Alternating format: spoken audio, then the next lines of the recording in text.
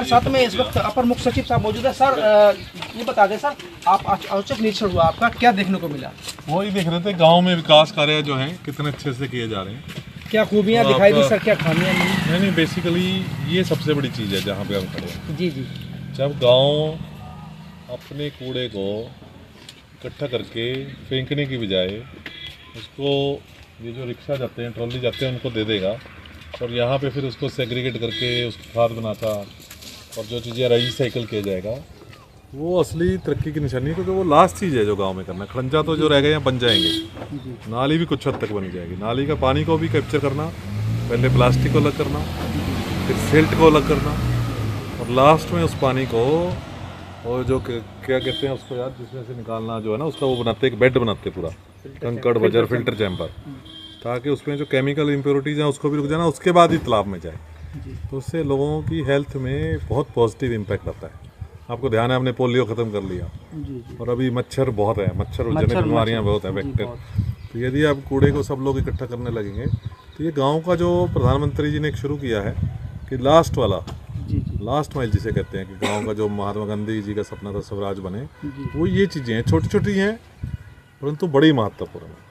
ठीक है, RR centre तो बहुत ग्राम सभा बने हुए हैं, लेकिन सर सुचारू रूप से चालू नहीं हो पा रहा है, चल नहीं रहा, ये समस्या। तो उसमें ये कोई भी जब आप पढ़ाई करते हो उसमें कक्षा 1 से कक्षा 12 तक जाना पड़ता है। कक्षा 1 में कई बच्चे थोड़ा सा ढीले होते हैं, ठीक है, धक्का लगाना पड़ता है, उनको ट्यूशन पढ़ानी पड़ती है। कक्षा 2 में तो जो विकास होता है उसमें ये चीज़ें उसी तरह से, जैसे कोई बच्चा होशियार है, कोई नालायक है, उसी तरह कोई ग्राम पंचायत अच्छी होती है। कहीं के पब्लिक वाले लोग इकट्ठे होकर ग्राम को आगे ले जाते हैं। मैं मेरठ जिले का प्रभारी हूँ, वहाँ पे मैंने देखा बहुत गांव में अच्छी क्रांति आई हुई है। यहाँ भी आपका ये गांव तो अच्छों में ही कहूँगा मैं, परंतु अभी बहुत सारे गाँव हैं जिनमें हमें बहुत काम करना है। तो इसलिए हम उसको कहते हैं कि पहली बार हमने एक चीज़ इंट्रोड्यूस कर दी, जैसे ये इंट्रोड्यूस कर दिया, ठीक है, लोगों को इसका कॉन्सेप्ट पता चल गया। कई गाँव में ये अच्छे से चलता है, कईयों में नहीं भी चलता।